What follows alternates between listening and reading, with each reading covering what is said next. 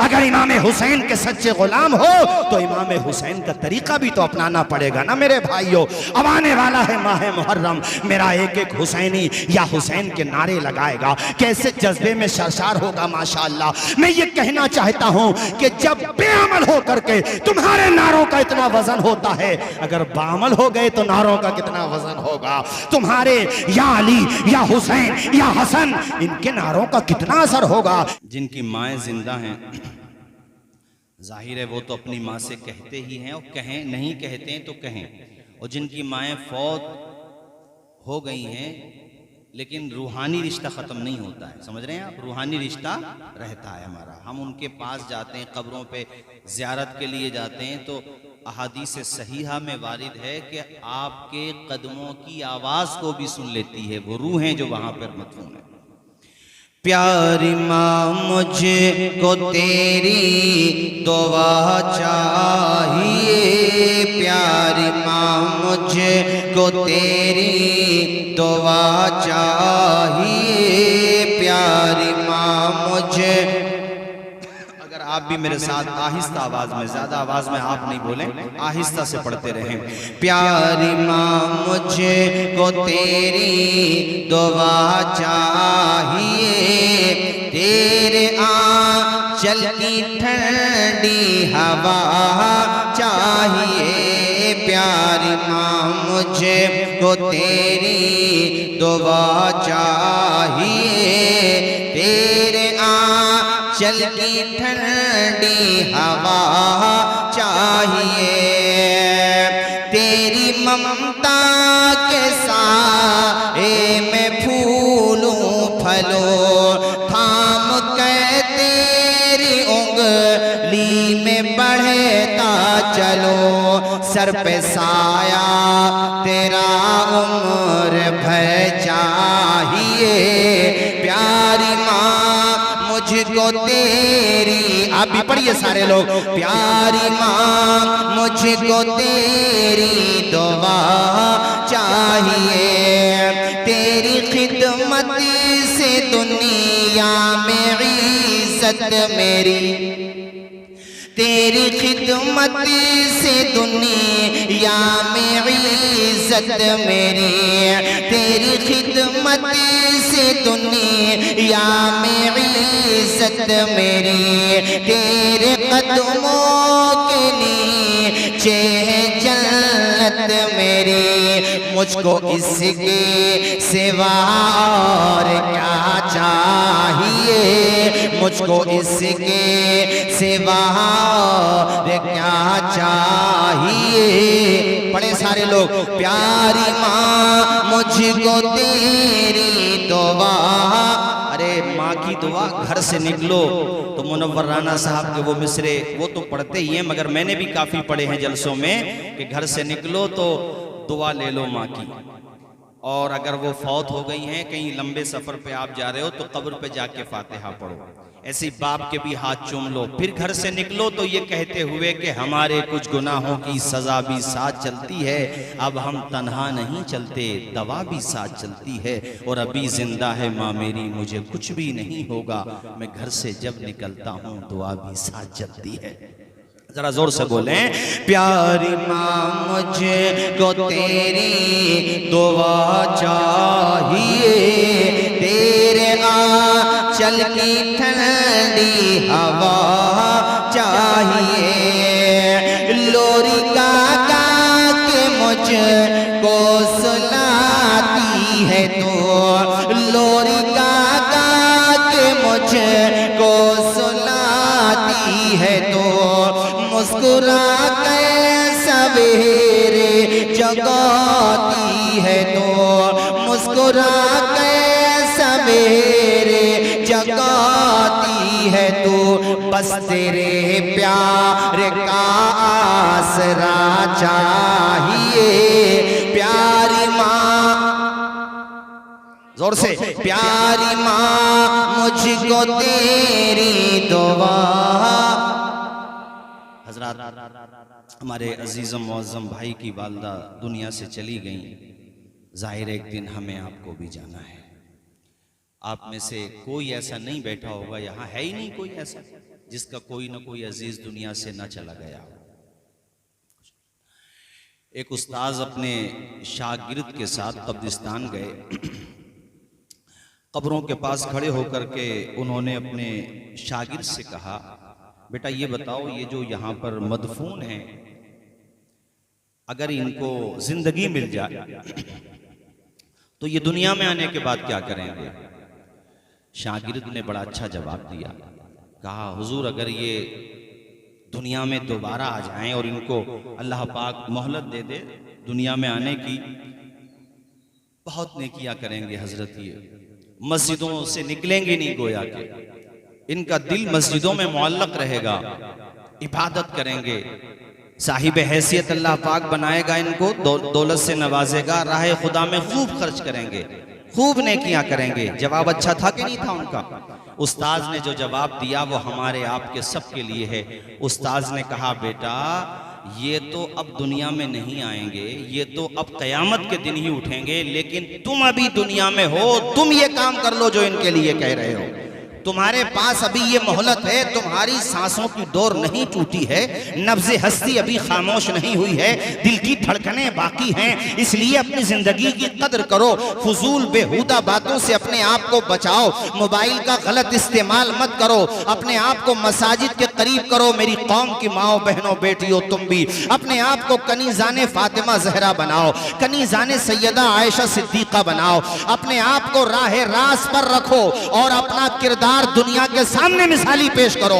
इसी तरह से कौम के जवानों, उस उस्ताद के जवाब से सबक हासिल करो जो कब्रों में जाकर के सो गए। आज जाकर के देखो, मियां कफन तो कफन है, उनके बदन भी सलामत नहीं मिलेंगे, हड्डियां कहीं पड़ी हैं, कहीं पर धड़ पड़ा हुआ है, ग़िज़ाएं और जनाबे वाला मिट्टी की ग़िज़ा बन गए, पैवंदे खाक हो गए। एक वाकया भी मैं चंद दिनों पहले पढ़ रहा था। अल्लामा कमालुद्दीन दुमैरी ने अपनी मारकतुल आरा तसनीफ हयातुल हैवान की जिल्द अव्वल में ये वाक़या लिखा है, और इब्ने हिशाम ने भी ये वाक़या लिखा है।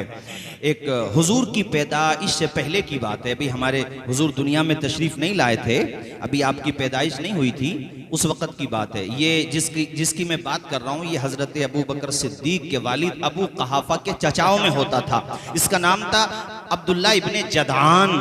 ये बड़ा फयाज, बड़ा सखी और बड़ा एक तरह से लुटाने वाला गरीब परवर था।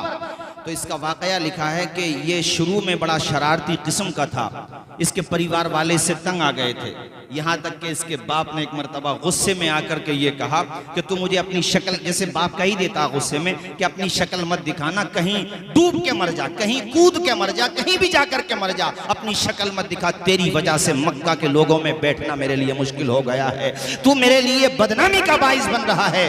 अब कभी कभी अपने कोई बात कह देते हैं तो दिल को लग जाती है, आज भी होता, लग जाती है। अब्दुल्ला इब्ने जदान को ये बात इतनी नागवार गुजरी कि वो मक्का से बाहर पहाड़ियों की तरफ चढ़ने लगा। एक पहाड़ी पे चढ़ते चढ़ते उसे पहाड़ी में दरार नजर आई, जैसे ये कह लो कि उसके अंदर घुसने की जगह थी, दाखिल होने की जगह थी, तो वो उस दरार में अंदर पहुंच गया। जब अंदर वो पहुंचा तो उसके जहन में ये थे अंदर मूजी जानवर होंगे, अंदर जाके मैं मर जाऊंगा, मुझे कोई काट लेगा, डस लेगा, मेरी जिंदगी खत्म हो जाएगी, बात खत्म। वो जिंदगी से तंग आ चुका था मेरे साथियों। इसी दरमियान उसकी नजर पड़ती एक बहुत बड़े अजदहे पर। अजदहा बहुत बड़ा है, ये करीब में गया, डरा नहीं, चूंकि इसको सुसाइड का भूत सवार था, आत्महत्या करने का भूत सवार था। करीब में जब गया तो इसने देखा वो तो मसनूई है, सोने का बना हुआ है, और उसकी जो आंखें हैं वो याकूत रखे हुए हैं, या ये कह लो कि याकूत की आंखें बनाई हुई हैं। अब वो याकूत बड़ा एक महंगा और बड़ा कीमती असासा होता है। उसने दोनों याकूत जल्दी जल्दी अपनी जेब में भरे। अच्छा, उसके अंदर तजस्सुस पैदा हुआ कि वो पूरा अज़दहा सोने का है, तो वो और आगे बढ़ा। करीब गया तो काफी बड़ी गुफा बनी हुई थी, और वहां पे एक आलीशान तख्त रखा था, जिस तख्त पे बड़ा सोना बिखरा पड़ा था। सोना है, चांदी है, हीरे हैं, जवाहरात हैं। जो मरने की सोच रहा था, उसने जैसे ही इन हीरे जवाहरात को देखा तो जिंदगी जीने की सोचने लगा। कहने लगा, मेरा बाप कहता था मैंने जिंदगी में कुछ नहीं कमाया, इतना लेके जाऊंगा कि बाप तो बाप है, पूरा खानदान खुश हो जाएगा, सारे लोग खुश हो जाएंगे। अब्दुल्ला इब्ने जदान कहता है कि मैं करीब में मैं गया और जाने के बाद मैंने उस तख्ते शाही को चारों तरफ से देखा तो कहता है वहां पर मेरी हैरत की इंतहा न रही, पैरों तले जमीन खसक गई। मैंने देखा कि वहां बड़े बड़े लंबे चौड़े जसामत वाले लोग मरे पड़े हैं, ढांचे बिखरे हुए हैं, आंखें निकली पड़ी हैं। अजीजाने गिरामी इब्ने हिशाम लिखते हैं कि वहां पर एक सोने की तख्ती लिखी हुई थी, सोने की तख्ती पे अरबी में अशार लिखे हुए थे। अब इब्ने हिशाम ने अरबी में लिखे, हो सकता है वो अशार किसी और जबान में हो। अल्लाह अकबर। अब्दुल्ला इब्ने जदान ने वो सोने की तख्ती उठाई, उसमें जो अशार लिखे हुए थे, अशार तो बहुत हैं, उसमें एक मिसरा ये था, क़ताअतुल बिलाद फी तलबिल मजदी व सरवती। वो कहता है जो मरा हुआ पड़ा है वहां एक नहीं बहुत थे। ये हजरत हूद अलैहिस्सलाम की औलाद से थे। जनाबे वाला जरहम के बादशाह, बड़े बड़े बादशाह जिनको 500 साल की उम्रें मिला करती थी उस जमाने में। कितने साल की बता रहा हूं, बोलो जोर से। 500 साल की उम्र। वो बादशाह की तख्ती लिखी हुई है और उसमें लिखा है क़ताअतुल बिलाद फी तलबिल मजदी व सरवती। कहते हैं हमने बड़े बड़े मुल्कों का सफर किया, बड़ी बड़ी इमारतों को और बड़े बड़े शहरों को देखा। क्यों? ताकि हमें इज्जत मिल जाए, ताकि हमें दौलत मिल जाए। लेकिन आखिर में उसका लुब्बे लुबाब ये है उन अशार का, आखिर में वो तख्ती में लिखा हुआ था कि ए तालिबे दुनिया देख, 500 साल की जिंदगी हमें मिली थी, आखिर में हम भी अपने साथ कुछ लेकर के नहीं गए हैं। ये इबरत का सामान है तुम्हारे लिए। ए तख्ती को पढ़ने वाले, हमारा हाल देखने वाले, अपने हाल पे रहम खाना। अब्दुल्ला इब्ने जदान की जिंदगी में इसका बड़ा असर हुआ। उसको जितना भी सरमाया मिला वो गरीबों पे खर्च करता था। इतनी बड़ी देख थी मक्का में उसकी, इतनी बड़ी देख थी कि जब खाना बनता था तो जनाबे वाला सीढ़ी लगाना पड़ती थी, उसके बाद वो खाना निकाला जाता था। एक ऊंट पे बैठा हुआ शख्स भी बासानी उस देख से खाना तनावुल कर लिया करता था। अल्लाह अकबर। वहां पे मरे हुए वो बादशाह, वहां पर पड़े हुए वो अजसाम, वहां पर बिखरे हुए मुंतशिर अज्जा इस बात का इशारा दे रहे हैं कि 60-70 साल की जिंदगी पाने वाले इंसान, ज्यादा ज्यादा 100 साल की जिंदगी पाने वाले इंसान, अरे अगर दीपा सराय में तलाश करो तो 1000 में से 10-20 ही निकलेंगे जिन्होंने 100 प्लस किया होगा, वरना 100 के अंदर ही सिमट के वो चले गए। अरे 500 साल जीने वाले दुनिया में हमेशा न रह सके, उनके जिस्म बिखरे पड़े हैं। इसलिए साथियों कब्र की तैयारी करो, कुछ नहीं पता कब कहां किस आलम में मौत आ जाए। और दाई अजल को आप लब्बैक कह जाओ। हकीकत रूबरू हो तो अदाकारी नहीं चलती, खुदा के सामने बंदों की मक्कारी नहीं चलती। तुम्हारा दबदबा खालिस तुम्हारी जिंदगी तक है, किसी की कब्र में जाकर जमींदारी नहीं चलती। 500 साल रहने वाले बादशाहों के अजसाम बिखरे पड़े हैं, उनके जिस्म के इधर उधर मुंतशिर अज्जा इस बात का इशारा दे रहे हैं कि गाफिल इंसान, तुझे दुनिया में हमेशा नहीं रहना है, एक दिन जाना है छोड़ करके। और वो भी नसीब वाला है जिसे कफन मिल जाए, जिसे दफन मिल जाए, जिसकी जनाजे की नमाज हो जाए। जी किस्मत वाला है वो, वरना मौत आ जाती है जहां घर नहीं होता। बहुतों को तो कफन तक भी मयस्सर नहीं होता। कितने लोग हैं, अभी हमारे अजीज थे शहबाजपुरा में इमरान भाई, 1-2 रोज पहले हमारी बात हुई है उनसे और देखिए इत्तला आती है कि इमरान भाई का इंतकाल हो गया। हमारे आपके बारे में भी कभी भी किसी के बारे में ये खबर आ सकती है। आपकी मक्का मस्जिद से ऐलान होता है मुअज्जम भाई की वालदा का इंतकाल हो चुका है। जनाजा बाद नमाज इशा, बाद नमाज ज़ोहर, बाद नमाज जुमा, जब भी जनाजा होना होता है मरने वालों के ऐलानात होते रहते हैं, मगर गफलत की दबीस चादर ने हमारे दिल को अंधा कर दिया है। हमारे ज़हन दिमाग पे ऐसी दबीस चादर डाली है कि कभी हमें इस बात का मुहासबा करने की तौफीक नहीं होती कि एक दिन वो आएगा कि हमारे नाम का भी ऐलान हो रहा होगा और हमारी तदफीन का इंतजाम हो रहा होगा। बोलो हो रहा होगा कि नहीं हो रहा होगा? जोर से बोलो। हो रहा होगा? ऊंचा बोलो, हो रहा होगा कि नहीं हो? मैयत को जब दफन करते हैं तो सब लोग कहते हैं वहां पे जो खड़े होते हैं कब्र के पास कि चेहरा किबले की तरफ कर दीजिए। जैसे कभी अदम तवज्जोही में रह जाता है, ध्यान नहीं दिया, तो चेहरा किबले की तरफ कर दो। होना भी चाहिए, अच्छी बात है, लेकिन साहिबो, जिस तरह बाद मरने के चेहरे को किबले की तरफ करने की फिक्र दामनगीर है, इसी तरह जीते जी भी अपने दिल, दिमाग और चेहरे को किबले की तरफ कर लो, तो इंशाअल्लाह जनाजा जाएगा इस शान के साथ कि लहद में इश्क़ रुखे शह का दाग लेके चले, अंधेरी रात सुनी थी चराग लेके चले। क्या पता है जिंदगी का मेरे भाई, कुछ नहीं पता। हुजूर की बारगाह में कुफार आते थे और मजाक उड़ाते थे।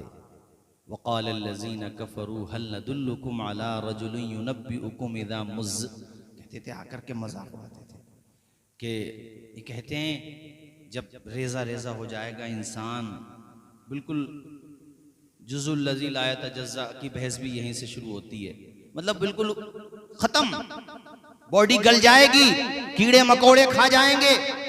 तो ये मुसलमानों के नबी कहते हैं कि दोबारा जिंदगी मिलेगी तुम्हें, मजाक उड़ाते थे। तो कुरान शरीफ ने इसके जवाब एक तो इस तरह से कुरान शरीफ में इरशाद आया, अल्लाह पाक फरमाता है, क्या ये लोग अपने दाएं बाएं जमीन और आसमान नहीं देखते हैं? हम चाहें तो जमीन को धंसा दे और अल्लाह चाहता तो धंसा भी देता। क्या इन्हें आसमान नजर नहीं आता? हम चाहें तो बादल का टुकड़ा इनके ऊपर गिरा दें। और एक जगह अल्लाह पाक ने फरमाया, अवलम यज़कुरिल इंसान अन्ना खलक़नाहु मिन क़ब्लु वलम यकु शैआ। ए महबूब, ये मजाक उड़ाते हैं कि हम दोबारा जिंदा कैसे करेंगे? क्या इन्हें ये पता नहीं है कि जब ये कुछ भी नहीं थे, जब ये थे ही नहीं तो हमने बना दिया। अब तो डीएनए तो है ना तुम्हारा, जब तुम कुछ थे ही नहीं तब अल्लाह ने तुम्हें दोबारा, जब तुम कुछ नहीं थे जब अल्लाह ने तुम्हें वजूद दे दिया, आज तो तुम्हारा वजूद है, उसके लिए दोबारा जिंदा करना कौन सा मुश्किल काम है? उस पर कुछ मुश्किल नहीं है मेरे साथियों। इसलिए इस गफलत में ना रहना कि मर जाएंगे, मिट जाएंगे, नामो निशान खत्म होगा। नहीं मेरे साथियों, तुम्हें बाकी रहना है, तुम्हें दोबारा जिंदा होना है, तुम्हें एक एक बात का जवाब देना है और क़यामत के दिन अल्लाह की बारगाह में हाजिर होना है मेरे साथियों। कब्र में जाना है, सब कुछ सरमाया छोड़ करके जाने वाला चला जाता है। घर वाले रोते रह जाते हैं, बेटियां रो रही हैं, बेटे रो रहे हैं, पर परिवार वाले रो रहे हैं और जाने वाला खामोशी के साथ ज़बाने हाल से ये कहता हुआ जा रहा है, हश्र में फिर मिलेंगे मेरे दोस्तों, हश्र में फिर मिलेंगे मेरे दोस्तों, बस यही मकाम आखिरी पढ़े सारे लोग, हश्र में पे मिलेंगे मेरे दोस्तों, कहना सब जीत जी के शिकवे गिले, आज से खत्म दुनिया के सब सिलसिले, शम्म ढलने को है, दम निकलने को है, शम्म ढलने को है, दम निकलने को है, अब है क़िस्सा तमाम आखिरी पढ़े सारे लोग मेरे साथ, हश्र में फिर मिलेंगे मेरे दोस्तों, खुशबू में कफन को बसाने लगे, मेरी मैयत को दुल्हन बनाने लगे, साथियों अब उठाओ जनाजा मेरा, साथियों अब उठाओ जनाजा मेरा, हो चुका इंतजाम आखिरी पढ़े सारे लोग, हश्र में। हम लोग, मैं अपनी बात करूं अगर, जैसे हम आप सब बैठे हैं, हम लोग प्लानिंग बड़ी लंबी है, 10-20 साल तो जी जाएंगे भाई, अभी तो 35-36 साल की उम्र है, 10-20 साल तो अभी हैं। ऐसा नहीं है यार, इतनी लंबी अल्लाह चाहे तो बिलाशुबा जितनी चाहे वो जिंदगी अता फरमाए, लेकिन जिंदगी का मामला ये सोचना चाहिए इंसान को। एक मैं वाकया सुनाऊं, इस सिलसिले मुझे याद आया, एक बुजुर्ग ने अपने मुरीदों से फरमाया कि ये बताओ मौत और जिंदगी में कितना अंतर है, कितना फर्क है। एक मुरीद खड़े हुए, उन्होंने कहा हुजूर जिंदगी और मौत में मैं तो ये समझता हूँ सिर्फ इतना फर्क है जितना फजर की नमाज में और जोहर की नमाज में है। बताओ अच्छा जवाब था कि नहीं था? बोलो, जोर से बोलो, अच्छा जवाब था? अरे हमारे आपके हिसाब से तो बहुत अच्छा जवाब था। उन्होंने कहा कि मैं ये समझता हूँ फजर और जोहर में जितना फर्क है उतना ही मौत और जिंदगी में है। फजर पढ़ ली तो अभी ये नहीं पता जोहर की नमाज मिलेगी या उससे पहले अपनी नमाज जनाजा हो जाएगी, ये नहीं। हजरत ने फरमाया इतनी लंबी उम्मीद लेके बैठे हो कि फजर से लेकर के जोहर तक की उम्मीद लगाए बैठे हो, जवाब सही नहीं है तुम्हारा। दूसरे मुरीद खड़े हुए, उन्होंने कहा हुजूर हम तो ये समझते हैं जोहर पढ़ ली तो अब ये नहीं पता असर की नमाज मिलेगी या उससे पहले अपनी नमाज हो जाएगी। फरमाया नहीं। एक ने कहा असर पढ़ ली मगरिब का नहीं पता। एक साहब खड़े हुए, उन्होंने इन सबसे अच्छा जवाब दिया। कितना प्यारा जवाब दिया, सुनो मेरे साथियों, मेरे दीनी भाइयों, इस्लामी भाइयों, सुनो। उन्होंने कहा हजरत मैं ये समझता हूँ नमाज की नीयत बांध ली, अब ये नहीं पता मुकम्मल कर पाएंगे या नहीं कर पाएंगे। अब सलाम फेरने का मौका आएगा या उससे पहले हमारी रूह कफ़स उनसरी से परवास कर जाएगी। अच्छा जवाब था? बोलो अच्छा जवाब था? हजरत ने फरमाया बेटा आपका जवाब औरों से अच्छा है, मगर मेरी बात सुनो, जिंदगी को इतनी दूर न समझो जितना आपने समझ लिया। सबने कहा हुजूर फिर आप ही बता दें। का बेटा ये समझो जिंदगी को कि एक तरफ को सलाम फेर लिया, अब ये नहीं पता दूसरी तरफ को सलाम फेरने का मौका मिलेगा भी या नहीं मिलेगा। सांसों का एतबार है इंसान को किस कदर सदियों की बात करता है लम्हों को छोड़कर। यार मौत एक अटल हकीकत है। गरीब हो अमीर हो शाह हो गधा हो, ऐसा थोड़ी है पैसे ज्यादा हो गए तो मौत नहीं आएगी। अगर बादशाह लोग मौत से बच जाया करते तो फिरौन की लीडरशिप तो खत्म ही नहीं होती। अरे बोलो, नमरूद आज तक होता? खत्म होती? बताओ। मगर खत्म हुई कि नहीं? बोलो खत्म हुई ना। अमीर हो गरीब हो सबको मरना है, ये निजाम कुदरत है मेरे साथियों। यहां आके सिरेंडर है इंसान, कुछ नहीं कर सकता, बेबस है। अल्लाहु यतवफ़्फ़ल अनफुसा हीना मौतिहा, जब उसका वक्त आ जाएगा अल्लाह ताला उसको मौत दे देगा।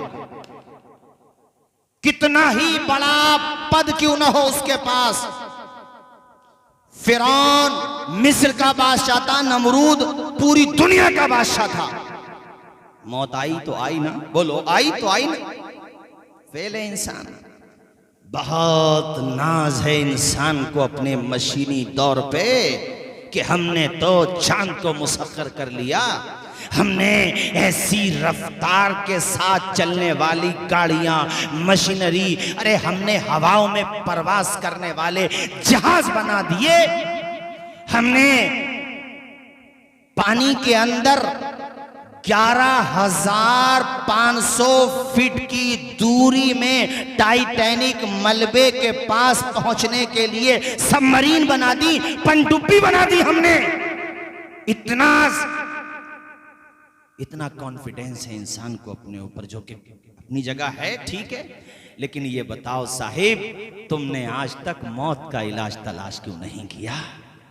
क्यों तलाश नहीं किया? इजराइल में हुई थी एक रिसर्च, बड़े बड़े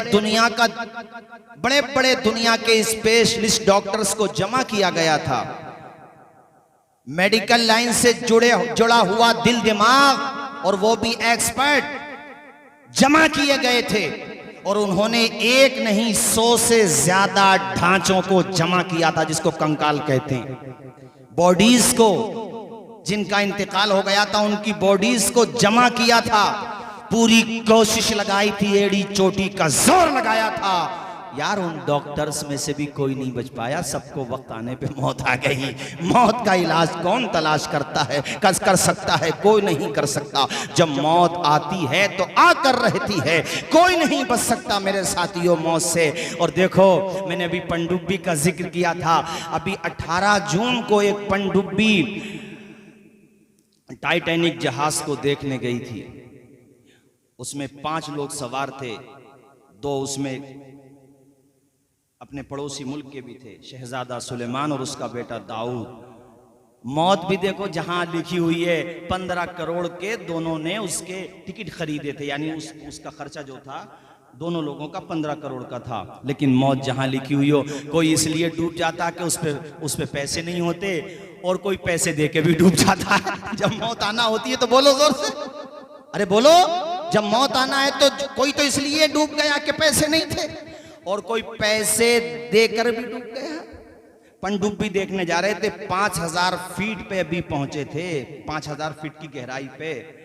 अंदर जैसे आप पानी के अंदर जाते रहेंगे, कुछ एरियाज तो ऐसे आते हैं कि सूरज की रोशनी वहां नहीं पहुंचती, अंधेरा ही अंधेरा। यही वजह है कि 70-71% पानी होने के बावजूद दुनिया में आज तक सिर्फ 5% पानी पे रिसर्च हुई है, क्योंकि अंदर एरियाज ही इतनी खतरनाक है। अंधेरे में क्या डिस्कवर करोगे भाई आप? इतने भयंकर अंधेरे, ऐसी मखलूकात, ऐसी अजीबो गरीब। वो इंसान, तू क्या समझता है खुद को यार? अल्लाह की कुदरत के सामने क्या है हम और आप? कुछ भी नहीं है मेरे साथियों।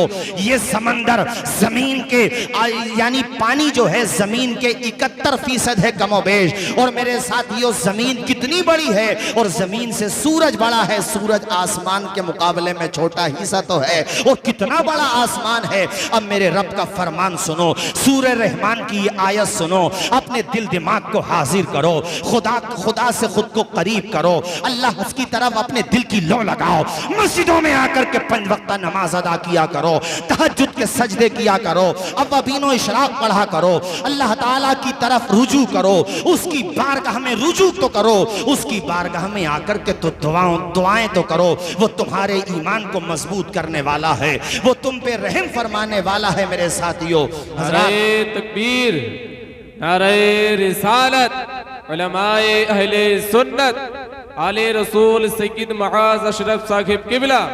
नारे तकबीर, नारे रिसालत, उलमाए अहले सुन्नत।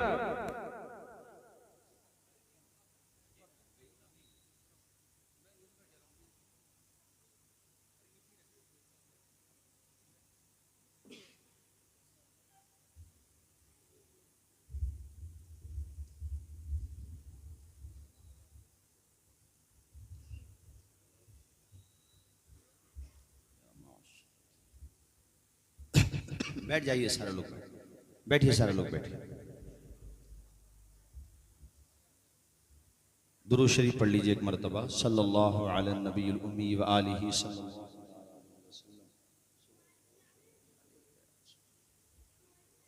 माशाअल्लाह, आज के इस अजीम प्रोग्राम के खतीब खुसूसी जो किछोचा मुक़द्दसा की सरजमीन से तशरीफ़ लाए हैं, हज़रत क़िबला सैयद मुआज़ अशरफ साहिब क़िबला, इंशाअल्लाह उनका नूरानी खिताब हमें और आपको समात करना है। बस मैं आखिर में चंद बातें अर्ज़ करूँ, फिर अपनी गुफ्तगू को इख्तिताम की तरफ लेके जाता हूँ। कलमा शरीफ पढ़े एक मरतबा तमामी हज़रात। अशहदु अल्ला इलाहा इल्लल्लाह व अशहदु अन्ना मुहम्मदन अब्दुहु व रसूलुहु सल्लल्लाहु अलैहि वसल्लम। हज़रात,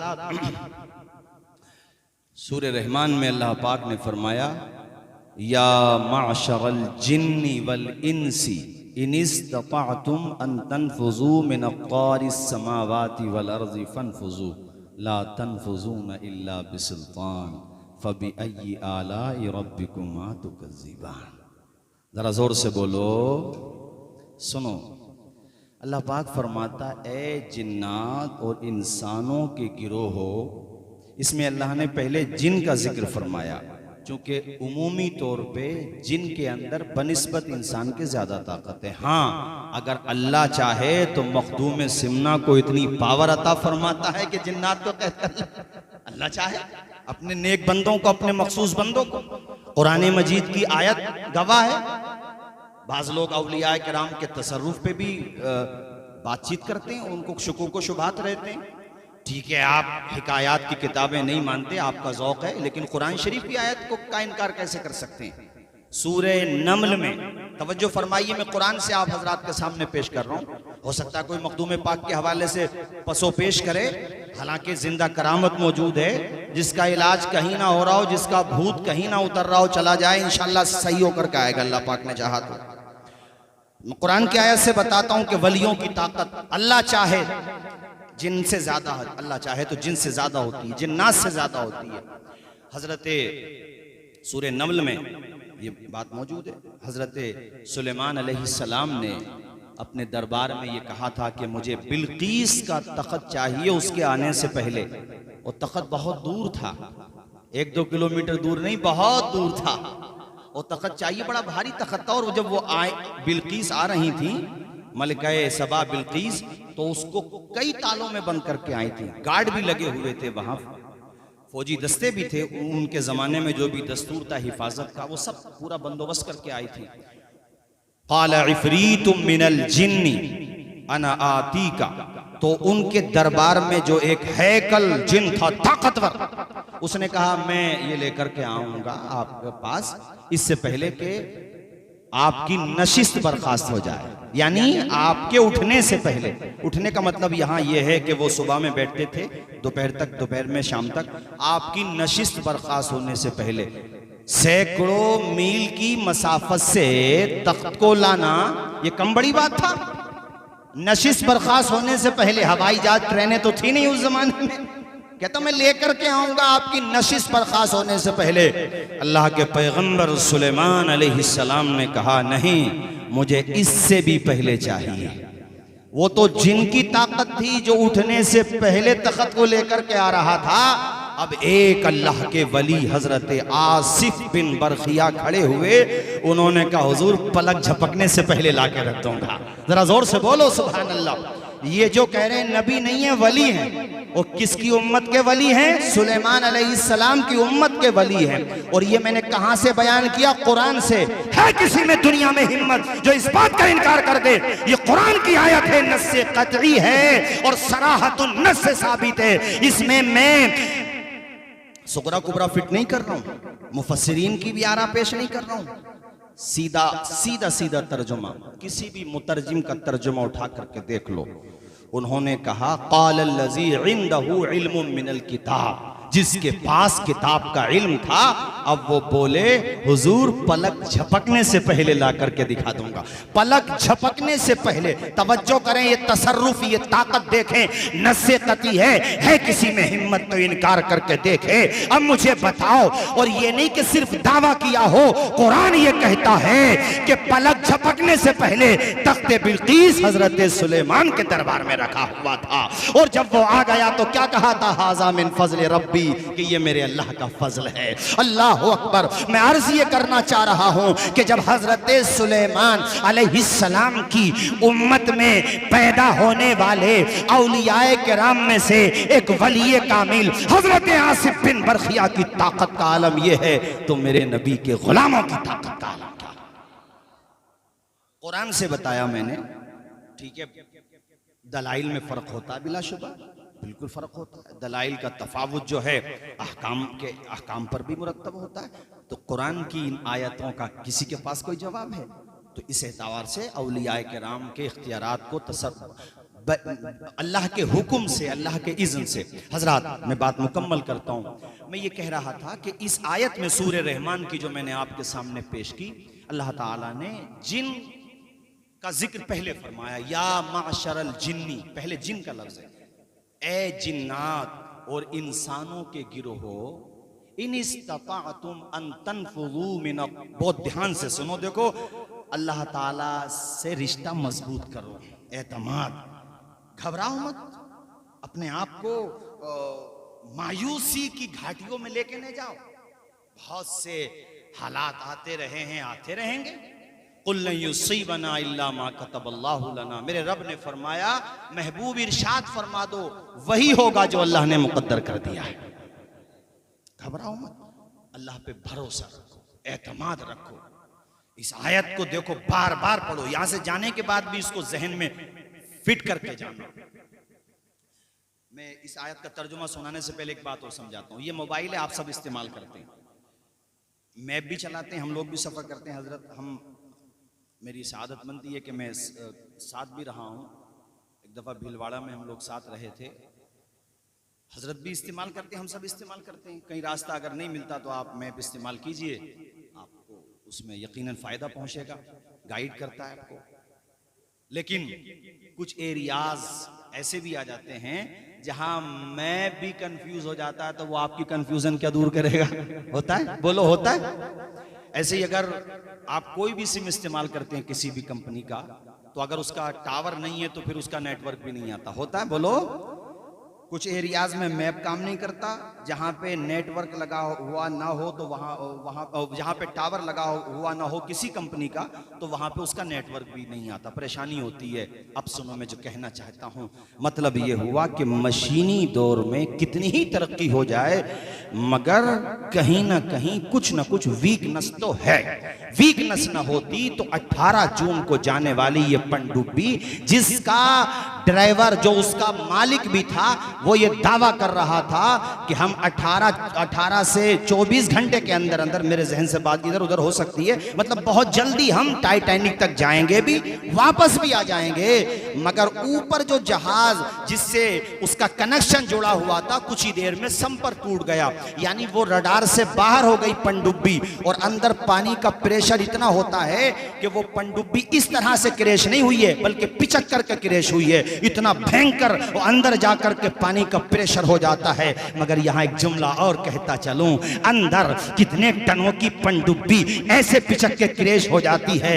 खुदा की कुदरत देखो, वहां 1 किलो 2 किलो 5 किलो 10 किलो की मछलियां पानी में तैरती हुई नजर आ रही हैं। फबी अय्यी आलाई रब्बिकुमा तुकज़्ज़िबान, अरे कौन कौन सी नेमतों को ठुकराओगे। खुदा की कुदरत देखो, किसी को अल्लाह ने आसमान पर रहने की ताकत दी है। कोई वो है जो परवास कर सकता है हवाओं में, कोई जमीन पे जिंदा रह सकता है, कोई पानी में जिंदा रह सकता है। जिसको पानी की जिंदगी का अल्लाह ने मिजाज दिया, वो जमीन पे जिंदा नहीं रह सकता। जिसे खुश्की में अल्लाह ने जिंदगी का मिजाज दिया, उसके निजाम जिंदगी को अल्लाह ने ऐसा बनाया कि पानी में अगर डाल दो तो बगैर ऑक्सीजन के जिंदा नहीं रह सकता। ये खुदा का निजाम है। इंसान अपने खुदा की निशानियों के बारे में गौर तो करो, अल्लाह ताला की निशानियों के बारे में गौर करो।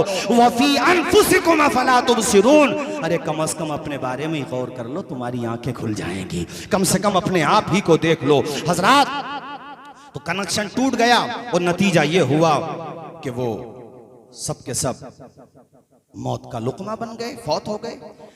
रडार से बाहर हो जाना ये कोई ऐसा नहीं है, कभी कभी होता है, बहुत दफा हो जाता है यार। ऐसे डेंजर जोन भी आते हैं फ्लाइट के लिए भी कि वहां पे खतरा होता है। रडार से बाहर हो जाना, फ्लाइट भी रडार से बाहर हो जाती है, पनडुब्बी भी, पानी का जहाज भी। अरे ये टाइटैनिक का मलबा जिसकी मैं बात कर रहा हूँ, 1912 में जब ये बन के कंप्लीट हुआ था, वो फर्स्ट जर्नी पे जा रहा था। जानते हो, इसको बनाने वाले ने ये दावा किया था कि मेरे जहाज को तूफान नूह भी अगर आ जाए तो वो नहीं डुबो सकता। लेकिन फर्स्ट जर्नी में 14 अप्रैल को रात में 11 बजे डूबना शुरू हुआ और 2.5 घंटे से 3 घंटे लगे थे। पूरा जहाज 2 हिस्सों में बट के डूब गया था। वो ना चाहे तो बहते दरिया से एक कतरा भी कोई पी ना सके, कता कर दे अगर वो तारे नफस, एक लम्हा भी कोई जी ना सके। वो ना चाहे तो टाइटैनिक अपनी फर्स्ट जर्नी में डूब जाता है, और मेरा खुदा चाहे तो नूह की कश्ती तूफानों की लहरों में यानी अपनी जूदी पहाड़ तक पहुंच जाती है। ये खुदा की कुदरत है मेरे साथियों, उस पे भरोसा रखो यार, उस पे एतमाद रखो। क्यों मायूस होते हो? उसकी तरफ पलट के तो आओ। चाय खानों पे बैठ के कहते हो हालात कैसे बदलेंगे, नमाजों के वक्त में पबजी गेम खेल करके कहते हो हालात कैसे बदलेंगे।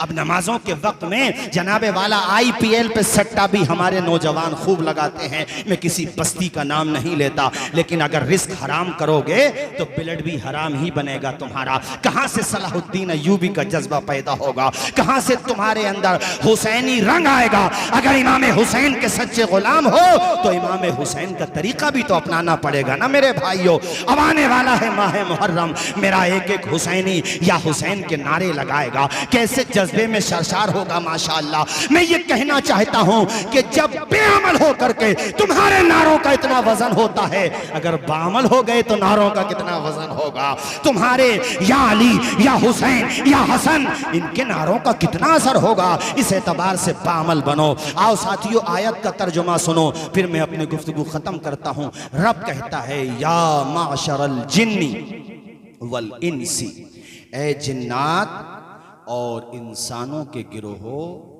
इन इस्तताअतुम अन तनफुजू मिन अक़तारिस समावाति वल अर्दि फनफुजू, अगर तुम जमीन और आसमान के किनारों से बाहर निकल सकते हो, यहाँ इन हर्फ शर्त है, यानी अगर तुम निकल सकते हो।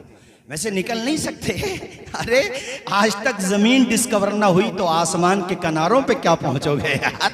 अल्लाह कहता अगर तुम निकल सकते हो तो चलो निकलो, निकल के दिखाओ। अल्लाह कहता निकल के दिखाओ, जमीन के किनारों से भी और आसमान के किनारों से भी निकल के दिखाओ।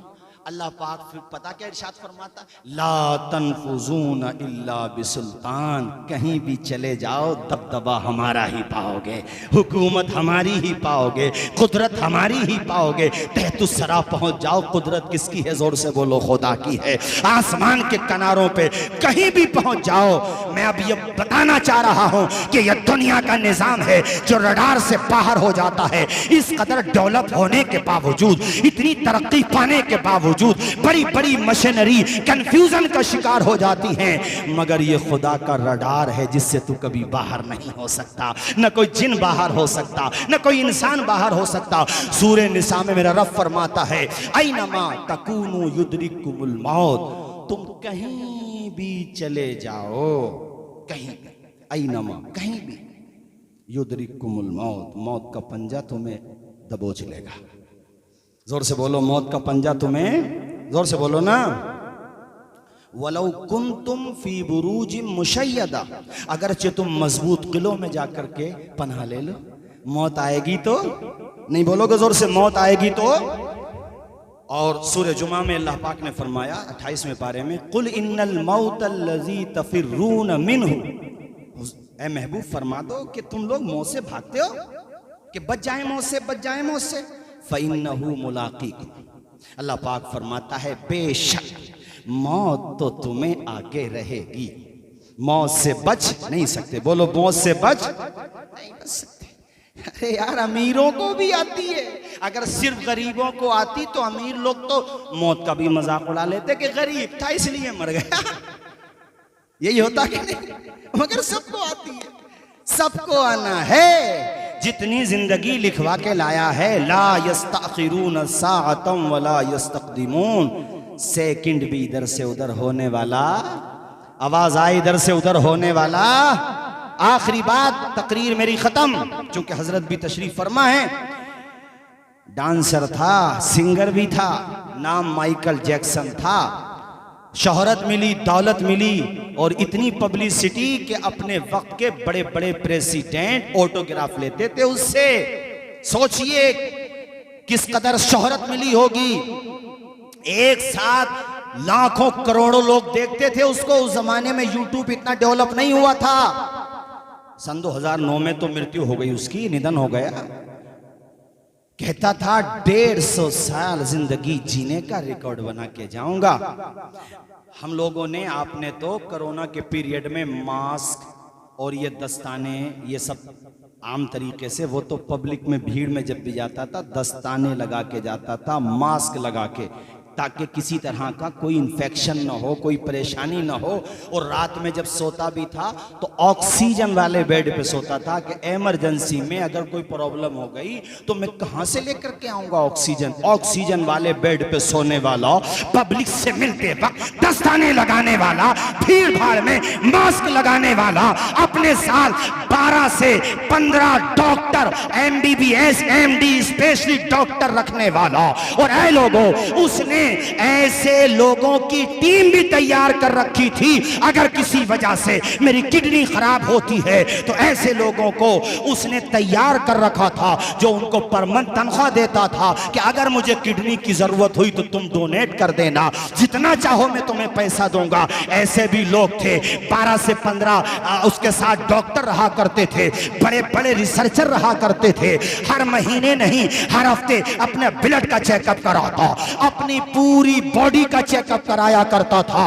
मगर साथियों, 150 साल जिंदगी जीने की बातें करने वाला सिर्फ 50 साल में जिंदगी की आखिरी सांस लेके दुनिया के लिए इबरत का सामान बन गया।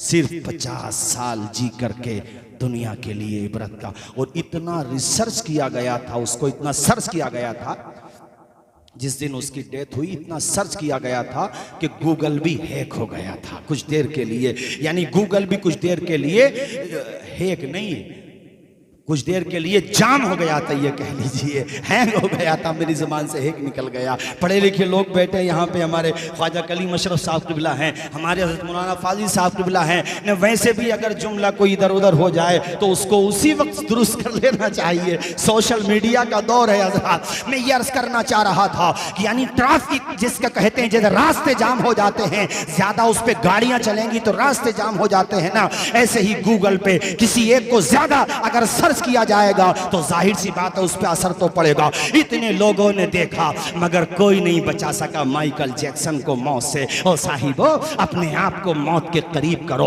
अपने आप को नेक बनाओ, इमाम अली मकाम का सच्चा गुलाम बनाओ, वफादार बनाओ करबला वालों का, वफादार बनाओ नबी के सहाबा का, वफादार बनाओ नबी के अहले बैत अतार का। जिंदगी का क्या पता कब कहां किस आलम में साथ छोड़ करके चली जाए। बस अर्ज करना यह है, दुनिया से इस आलम में जाओ।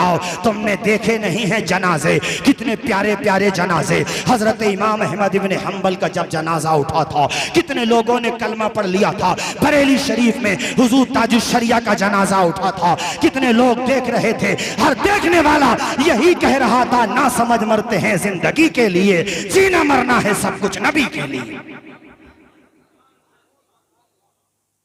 अरे दुनिया में तो आए हैं चले जाएंगे यार, लेकिन नाम भी उन्हीं का जिंदा रहेगा जिन्हें मदीने वाले आका की गुलामी नसीब हो जाएगी। मैं अगर दीपासराय में ना शहर संभल के अब से 100 साल पहले के पूछूं आपसे कि भाई 100 साल पहले अपने शहर संभल में कौन कौन थे उस जमाने में जो सबसे मालदार थे, सबसे ज्यादा बड़े बड़े पद थे उनके पास, बड़ी बड़ी ऊंची उनके हवेलियां थी। उस जमाने में हवेलियां बोलते थे।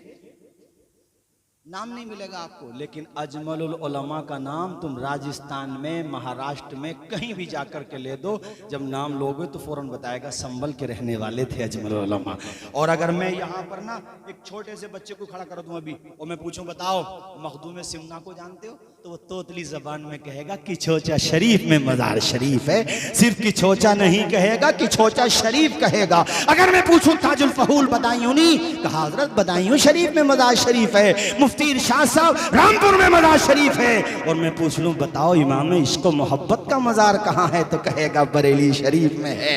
अरे ये शोहरतें कैसे मिली, ये रुतबा कैसे मिला, तो लुब्बे लुबाब ये है कि दामने मुस्तफा से जो लिपटा यगाना हो गया, जिसके हुजूर हो गए उसका जमाना हो गया।